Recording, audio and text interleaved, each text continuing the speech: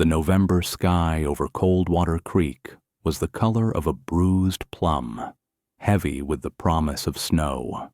17-year-old Nora stood on the porch, her knuckles white as she gripped her little sister Ellie's hand. Mr. Thorne, the landlord, didn't even look them in the eye. He just kicked their solitary canvas duffel bag down the steps into the freezing mud. "Business is business," Thorne grunted, his face as hard as the granite hills surrounding them. "Your pa's debts didn't die with the accident. The house is collateral. You've got an hour to clear off the property." Ellie, only 6, shivered, clutching a teddy bear that had lost one eye years ago. "Nora, is Papa coming back to fix it?" Nora swallowed the lump in her throat, tasting bile and grief. "No, baby. It's just us now." Just as the first flakes began to stick to the ground, a rattle of wheels approached. It was Elias, a weathered old man who had worked the lumber yards with their father. He hopped down, his breath hitching in the cold. "I heard," Elias said softly, pressing a rough wooden box into Nora's hands. "Your folks, they wanted you to have this." Inside lay a deed and a letter. The deed was for a parcel of land called Shadow Peak. The letter, in her grandfather's shaky script, offered a grim warning. "It's rock and wind, girl. Nothing grows there. It broke my back, but it's the only soil that belongs to our blood." Elias pressed a small roll of bills into her palm. Not much, but enough for a final chance. "The orphanage in the city will take Ellie," he suggested gently, his eyes sad. "You could find work as a maid. It's safer." "No," Nora said, the words snapping like a dry twig. "We don't split up." With Elias's money, she didn't buy train tickets. She went to the livery and bought Rusty, a plow horse destined for the glue factory, and Molly, a goat heavy with kid. She loaded their few clothes and her father's heavy carpentry chest into a rickety wagon that looked like it might collapse under the weight of the snow. As they rattled out of town, curtains twitched in the windows of warm houses. The townspeople watched with pity, but no one opened a door. Ellie huddled under a scratchy wool blanket next to Nora on the driver's bench. The wind howled, biting at their exposed faces. "Where are we going, sissy?" Ellie whispered, her voice trembling. Nora snapped the reins, her eyes fixed on the jagged silhouette of the mountains ahead. She didn't look back at the home they had lost. "We're going to a place where no one can ever drive us away again, Ellie," Nora said, her voice steel against the wind. "We're going to build our own world." The climb to Shadow Peak broke them down inch by inch. On the second day, a jagged rut in the trail claimed the wagon's left wheel. It snapped with a crack that echoed like a gunshot through the canyon. Nora didn't have the strength to cry. She unhitched Rusty, who was heaving breaths of white steam, and loaded the old horse with the absolute essentials: the tool chest, the blankets, and the sack of cornmeal.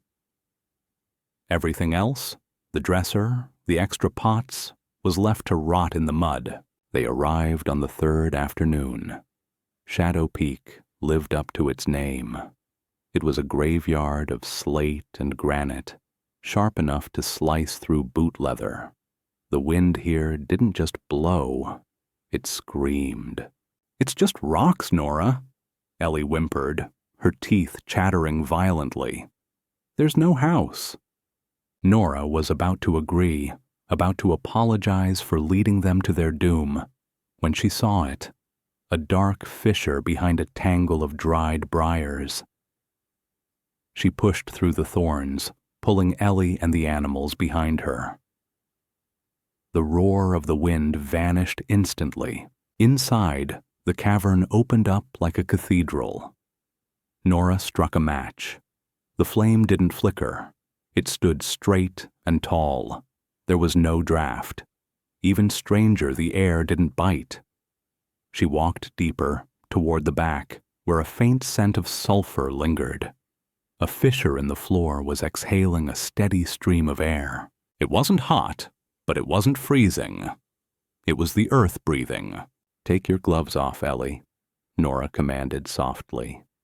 "It's 50 degrees in here." Nora looked at the vast ceiling of the cave, then at the pile of small pines growing near the entrance. Her father's voice echoed in her memory, teaching her about insulation and thermodynamics. "Don't fight the cold. Outsmart it." "We're going to build a house, Ellie," Nora said, her eyes lighting up for the first time in weeks. "Right here inside the cave." "A house inside a house?" Ellie asked, confused. "Like a ship in a bottle," Nora explained. "The cave stops the wind and snow. The cabin keeps our body heat in." For the next week, they worked until their muscles screamed. They felled saplings that were thin enough for Nora to drag. She taught Ellie how to use a draw knife to strip the bark so the wood wouldn't rot. It was heartbreaking work. Watching 6-year-old Ellie drag pine boughs through the dirt, her face smeared with mud, but her jaw set in grim determination, made Nora's chest ache. But they had no choice. They stacked the logs, not for beauty, but for survival. Nora mixed clay from the creek bed with dried moss to create chinking, a mortar to seal the gaps between the logs. Her hands blistered and bled, wrapping around the handle of her father's saw. But she didn't stop. On the 7th evening, the sky turned a bruised purple. A blizzard was coming. They moved their bedding into the small, roofless 10 by 10 cabin structure they had erected near the geothermal vent. As Nora hung a heavy canvas tarp over the doorway, the first howl of the storm battered the mountain outside. Inside the cave, it was silent. Inside the wooden shell, huddled together with Molly and the heat from the earth, it was warm. Ellie curled up against Nora. "The wind can't find us here, can it?" "No," Nora whispered, kissing the top of her sister's head. "We're part of the mountain now." January descended on the valley like a heavy iron shroud. In Coldwater Creek, pipes burst and livestock froze in the fields. But up at Shadow Peak, inside the belly of the mountain, life was defying the laws of winter. Molly, the pregnant goat, had delivered 2 healthy kids, filling the cavern with bleats and the rich smell of fresh milk. But Nora knew milk wasn't enough to sustain them. She looked at the scrap metal she had salvaged from the collapsed wagon, rusted tin sheets, spending days scrubbing them with sand and wood ash until they gleamed.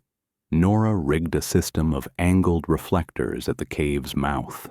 They caught the pale, watery winter sun and bounced it deep into the cavern, creating a dedicated sun patch. There, in raised beds warmed from below by the geothermal vents, Nora didn't plant wheat. She planted survival. She cultivated button mushrooms in the damp shadows and hardy kale and spinach in the reflected light.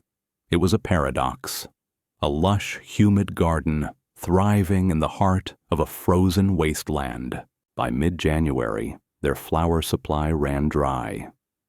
Nora packed wheels of goat cheese and a basket of winter mushrooms, luxuries impossible to find in the frozen town, and made the trek down to Coldwater Creek. The general store fell silent when she walked in. She wore a coat stitched from grain sacks, smelling of wood smoke and sulfur. She approached the counter to barter. The shopkeeper eyed the fresh mushrooms with disbelief, But before he could make an offer, the bell above the door jingled. Mr. Thorne stepped in, shaking snow from his expensive beaver fur coat. He saw Nora and let out a sharp, cruel laugh. "Well, if it isn't the cave rat," Thorne announced to the room, leaning against the potbelly stove. "I expected to find your frozen bodies come spring. You realize you're living with bats and vermin, girl? It's only a matter of time before that mountain decides to crush you." The locals chuckled nervously, shifting their gaze. Nora felt the heat rise in her cheeks. She didn't argue. She took the sack of flour the shopkeeper slid across the counter, kept her head high, and walked out into the biting wind. But the stoicism broke the moment she crossed the threshold of the cave that night. The shame of being an outcast, the weight of Thorne's words, crushed her. She sat by their small fire, burying her face in her rough hands, her shoulders shaking. Ellie crawled out of her blankets. She didn't ask what happened. She simply filled a tin cup with warm goat milk and pressed it into Nora's hands. "Drink, sissy," Ellie said softly. "They think we're animals, Ellie," Nora choked out, wiping her eyes. "They think we're dirt." Ellie looked at the firelight dancing on the cave walls, then at the steam rising from the vegetable patch. She leaned her head on Nora's shoulder. "They talk bad because they're cold, Nora," Ellie said with the absolute certainty of a child. "Everyone down there is freezing, but look at us. We're warm. The mountain likes us best." Nora looked at her sister, then at the thriving garden illuminated by the dying embers.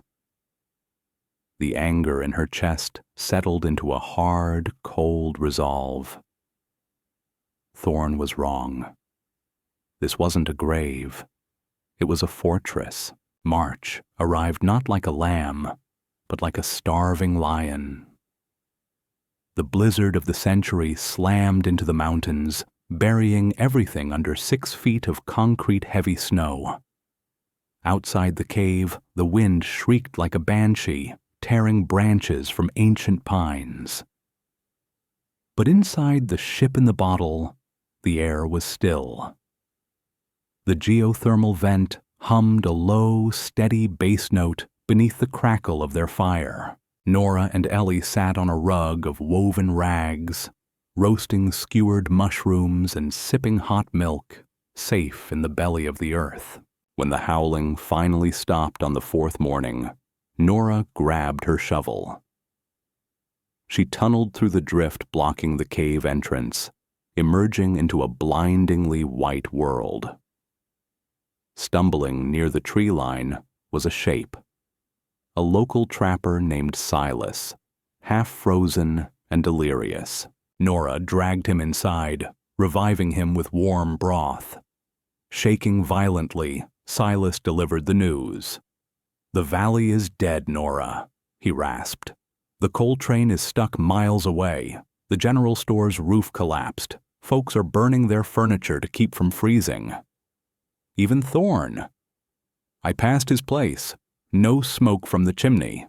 They're starving down there." Ellie looked up from her drawing, her face darkening. "Why should we care?" she asked, her voice small but hard. "Mr. Thorne threw our bags in the mud. He said we were trash. Let him freeze." Nora looked at their abundance, the racks of drying herbs, the fresh cheese, the healthy animals. Then she looked at the carpentry chest that had belonged to their father. She knelt in front of her sister. "Ellie, Papa always said living well is the best revenge. That's what we did." She brushed a stray hair from Ellie's face. "But Mama taught us that mercy is what makes us different from the wolves. If we sit here warm and full while they die, we're just as cold as Thorne." Ellie stared at the fire for a long time, then slowly nodded. Okay, let's load the wagon. Nora hitched Rusty to a heavy sled she had built from split hickory. The old horse, now muscular and sleek from months of good care and warmth, snorted clouds of steam. They packed the sled until it groaned. Cords of dry, seasoned firewood, sealed jugs of rich goat milk, wheels of cheese, and baskets of fresh kale. The descent was a suicide run. The trail was a ribbon of ice hugging the cliffside. Twice, the heavy sled skidded sideways on the switchbacks, threatening to drag Rusty and the girls into the abyss. Nora's arms screamed as she fought the tiller, her boots carving furrows in the snow to break. They rolled into Coldwater Creek just as the sun began to set. The town was a ghost yard. No lights, no sound, just the wind whistling through chimneys that had gone cold. The arrival of the sledge at the First Community Church was nothing short of biblical.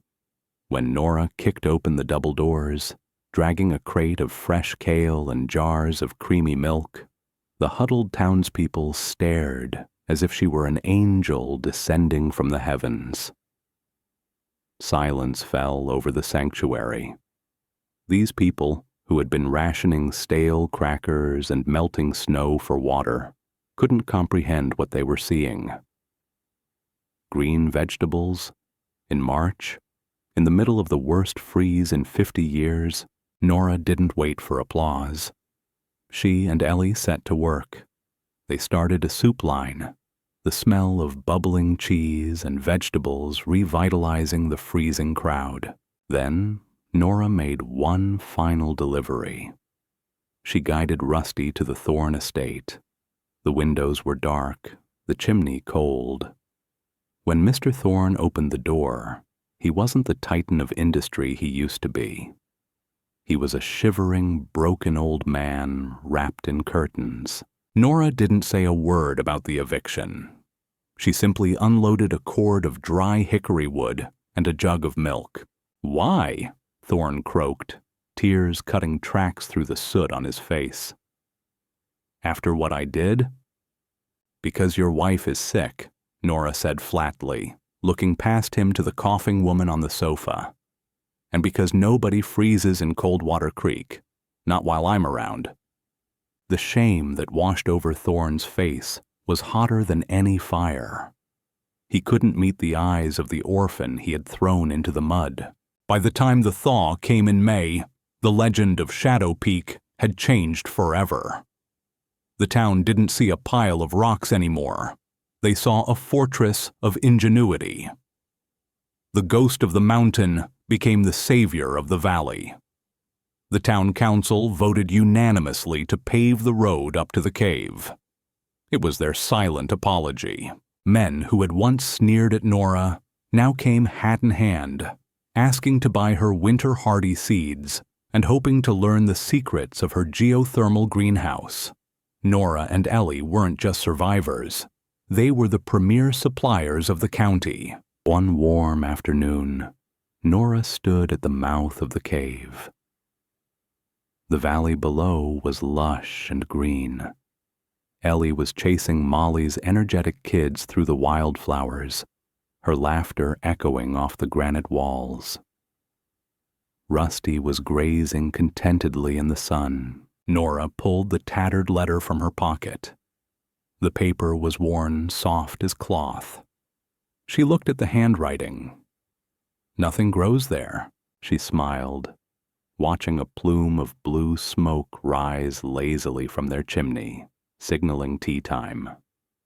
"You were wrong, Grandpapa," she whispered to the wind. "Everything grows here.